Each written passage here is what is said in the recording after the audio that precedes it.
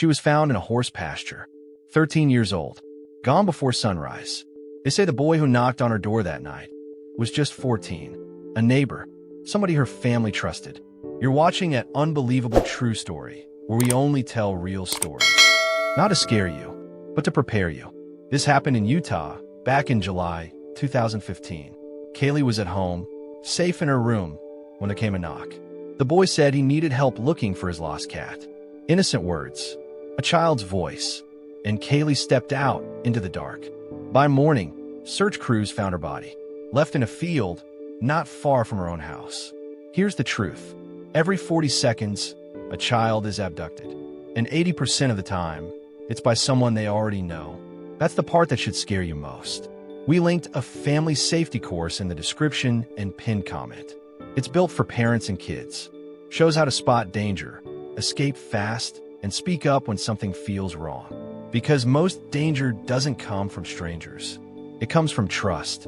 Now stay with me, because we're about to break down who did it, how he fooled her family, and what one move changed everything. Let's get into the full story.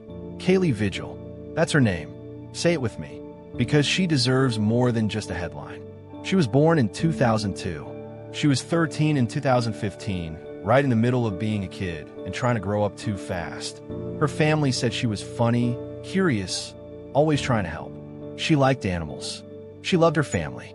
She was the kind of girl who'd hear a cat is missing and not even think twice. She'd just go. That's how she was raised, kindness first. Her home was in West Valley City, Utah, summer of 2015. It was hot in the daytime, but the nights could turn quiet, almost too quiet. Kids stayed up late. Parents tried to keep the house cool. It felt safe. Safe enough that when a knock came at the door just before midnight, nobody thought it was death calling. But it was. Let me take you into that night. July 16th, 2015. Almost midnight. Kailey was at home. She should have been in bed. But you know kids in summer, they stretch the night as long as they can. TV on, phone buzzing, maybe laughing with a sister or brother. Then came the knock. It wasn't loud. It wasn't scary. Just a soft knock. Like a friend. Like a neighbor. Kailey went to the door. On the other side was a boy. 14 years old. He lived close by. His name was Jagger. He told her his cat was missing. He needed help to look. He wanted Kailey to come with him. Now stop right here. This is the part where every parent, every big brother, every friend wants to scream. Don't go. But Kailey was only 13. Her heart was bigger than her fear. She wanted to help. So she stepped outside, in the middle of the night, barefoot, still in her summer clothes, following a boy into the dark. That was the last time her family saw her alive. By morning, panic spread fast. Kailey wasn't in her bed. She wasn't at a friend's. The family knew something was wrong. They called police. They called neighbors. The search began, and hours later, in a field not far away, searchers made the discovery. A horse pasture, still air, the sun barely up, and there she was, Kailey's body, lifeless, thrown away like nothing. That image stays with me. A girl who wanted to help, lying in a field where no child should ever be. Now let's talk about who did this. Because this wasn't a random act. This wasn't wrong place, wrong time. This was planned. The boy who knocked on her door, Jagger Heaton, 14 years old. But don't let that age fool you. Police said he was dangerous. He had already been talking about hurting someone. And that night, he decided Kailey was the one. He didn't want help finding a cat. He wanted control. He wanted power. He wanted to hurt. And Kailey, kind-hearted Kailey, walked right into his trap. The news broke like a storm. A 13-year-old girl, murdered, and by another child. People couldn't believe it. Neighbors were shocked. The community was scared. Parents looked at their kids and thought, it could have been you. And here's the part that hurts the most. Kailey's family never even had a chance to stop it. The boy didn't break in. He didn't grab her off the street. He came to the front door, smiled, asked for help, and she went. That's why this story hits so hard. Let me drop a fact right here. According to the National Center for Missing and Exploited Children, 2023, in the U.S., a child goes missing every 40 seconds. And 80% of the time, it's not a stranger. It's someone the child already knows. That's what happened here. Trust killed Kailey. I need to pause for a second, because stories like this aren't just about what happened. They're about what we can learn. We don't like to think about it, but danger often wears a friendly face. That's why we added a family safety course in the description and pinned comment. It's built for parents and kids. It shows how to spot danger, escape fast, and speak up when something feels wrong. 1 hour that might save a life. Now back to the story. Police didn't waste time. Once Kailey was found, they knew this wasn't random. They looked at who saw her last, who knocked on the door, and all fingers pointed back to Jagger. He was only 14, but police said he had already been in trouble, already showing signs of violence. And when they questioned him, the truth spilled out. He admitted it. He lured her out. He took her to that field. He killed her. Cold. Simple. Like it was nothing. But it was everything. Everything to Kailey. Everything to her family. Everything to a community that would never feel safe again. That's the first part of this story. The moment she was taken. The moment she was found. And the moment police knew who did it. Let's talk about the boy. Because this is the part people hate. The killer wasn't some grown man. He wasn't hiding in a van with dark windows. He was a kid, 14 years old, living right there in the same neighborhood. His name? Jagger Heaton. Police called him a suspect the same day Kailey's body was found. And when they brought him in, it didn't take long. That mask came off. The interrogation room. Small table. 2 chairs. A camera in the corner. You've seen it in 100 crime shows. But this wasn't TV. This was a real boy, sitting there, hands fidgeting, eyes shifting. And when the detectives leaned in, he broke. He told them everything. How he knocked on her door. How he lied about the cat. How she followed him out into the night. And how he killed her. Cold words. No real tears. Like he was talking about breaking a toy. That's when you realize, evil don't care how old you are. It can live in anybody. Neighbors couldn't believe it. They looked out their windows and saw police cars. They heard the news. The killer was just a boy they'd seen riding his bike, a boy they thought was harmless. People kept asking, how does a 14-year-old become a killer? Where does that kind of hate come from? And the truth is, nobody had answers. Some said he had a violent past. Some said he had problems at home. But none of that explains why Kailey had to die. Kailey's family was crushed. Her mom, her dad, her siblings. They didn't just lose her. They lost their peace, their trust, the idea that home was safe. I want you to think about that for a second. Your child goes to bed. You lock the doors. You think they're safe. And by morning, they're gone. That's pain you don't recover from. That's a scar that never heals. The town of West Valley City changed that day. People stopped leaving doors unlocked. Kids stopped walking alone. Parents started watching every move. The innocence of that community was gone. And the news spread across the state. A 13-year-old girl murdered. A 14-year-old boy charged. It sounded like a nightmare, but it was real. Now let's talk about court. Because this case wasn't simple. Jagger was only 14, but he had killed someone. So the question was, should he be tried as an adult? Prosecutors thought yes. They said the crime was too brutal, too cold, that letting him go through the juvenile system would be a joke. He could have been free by 21. And how do you explain that to Kailey's family? The judge agreed. Jagger was charged with aggravated murder, tried as an adult, and in 2017, 2 years after the crime, he stood in front of the court. His face looked calm, too calm for what he had done. The charge? Aggravated murder, a word that means the worst kind of killing. Planned, cruel, without mercy. Kailey's family sat in that courtroom. They had to look at the boy who stole their daughter. They had to hear lawyers talk about her life like it was evidence. Her death like it was paperwork. That's the cruel thing about court. It's slow. It's cold. It doesn't bleed like the families do.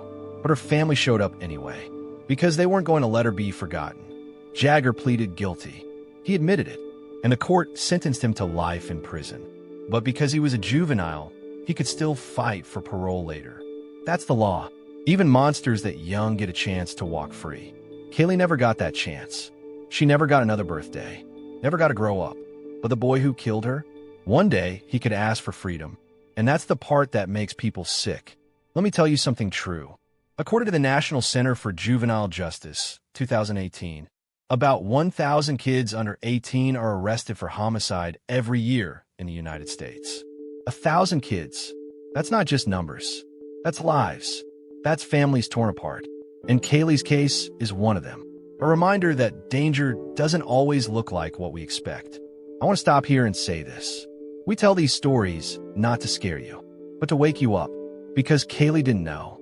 Her family didn't know. Nobody thought the knock at the door was death. That's why we put a family safety course in the description and pin comment. It's not about fear. It's about being ready. It teaches kids and parents how to spot danger early, how to say no, and how to run when they need to. Because sometimes 1 second is all you get. After the sentencing, West Valley City tried to move forward. But you don't just move past something like this. There's still a horse pasture in that town where people remember. There's still a family with an empty seat at the table. And there's still a community that learned the hardest way. You can't always trust the knock at the door. Kailey's name lives on. Her story is told in schools. Parents use it as a lesson for their kids. Don't go with strangers. Don't go out at night, even if it's a neighbor, even if it's a friend, because sometimes trust can kill you. And here's the part that keeps me up at night. Kailey's last moment. Out in that field, the stars above her, the silence around her, her heart racing, knowing she had trusted the wrong person.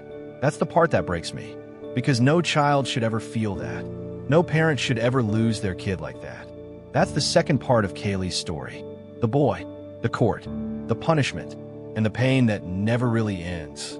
After the trial, after the cameras left, after the news trucks rolled away, the pain stayed. Kailey's family didn't get to move on.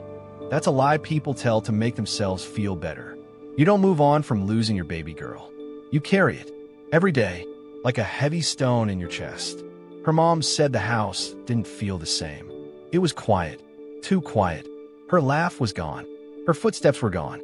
And that silence cut deeper than any knife. Neighbors put flowers in the yard. Kids wrote cards. The school held a memorial. But when all the candles burned out, when the cards were packed away, the family was still there, with her empty bed, with her empty chair at dinner, with birthdays that would never come. That's the part people don't see. The forever part. Kailey's story shook the whole state of Utah. People couldn't stop asking, how could a boy that young do something so dark? What signs did everyone miss? And how do we stop the next one? Politicians started talking. Lawmakers wanted to change how the system handled kids who kill. Some said, 14 is too young for life in prison. Others said, he made a choice. He took a life. He should pay like an adult. It wasn't just about Kailey anymore. It was about what justice looks like when the killer is also a child. Her family spoke out. They wanted people to remember Kailey, not just the crime. They told stories about her kindness, about how she loved to help, how she cared for animals, how she believed in people, even people who didn't deserve it. And every time they spoke, the pain was there, raw, heavy, but they carried it anyway, because if they didn't, Kailey's name would fade, and they weren't going to let that happen. I need to stop and say this. This story could have been anybody's story. That knock on the door could have been at your house, your sister, your daughter, your niece. That's why it hits so hard, and it's why people still talk about Kailey. She became a warning, a lesson written in blood. The community learned the hard way that safe is an illusion. Before Kailey, kids walked alone at night. They helped neighbors without question. They opened the door when someone knocked. After Kailey, everything changed. Parents started teaching their kids. Don't go outside after dark. Don't open the door without us. Don't trust every story. That's sad, isn't it? We lost innocence because one boy wanted to kill. Now let's talk about Jagger again, because even locked up, his name still hung over that community. People asked, will he ever get out? Will he be dangerous again? And nobody could answer. The law said maybe, because when you're sentenced young, you always get another chance. But Kailey didn't. She didn't get to grow up, didn't get to fight for her future, didn't get a second chance. And that's the hole in the system, the part that feels unfair. Kailey's case sparked fear, yes, but also sparked action. Churches started holding safety talks. Schools added lessons on stranger danger and trust. Parents shared stories about Kailey with their kids, and those kids remembered. Some families even started practicing drills. What do you do if someone asks for help at night? What do you say if a neighbor tells you to come outside? The answer became simple. No, and run, and tell someone. It's sad we need that, but it's true, Because kindness without caution can get you killed. Let me give you another real stat. According to the World Health Organization, 2021, 1 in 3 women globally will experience physical or sexual violence in their lifetime. That's 1/3. And most of the time, it's by someone they know. Not a stranger, not a shadow, somebody familiar. Kailey's story proves that starts young. Even kids can be predators. Even kids can be killers. That's why we added a family safety course in the description and pinned comment. It's built by real cops and child experts. It teaches kids to listen to their gut, to run when something feels off, and to scream loud enough to wake the whole block. It teaches parents how to spot danger before it's too late. Because 1 hour of learning might stop the next Kailey. But let me get real with you. Kailey's story isn't just about rules and lessons. It's about heartbreak. Her mom still cries when she talks about her. Her dad still carries anger like a fire. Her siblings still miss her laugh. They live with it every single day. And here's the part that breaks me most. Kailey died helping. She walked into danger because she cared. Her heart killed her. That's a pain too deep for words. The field where she was found. People still drive by it, still whisper about it.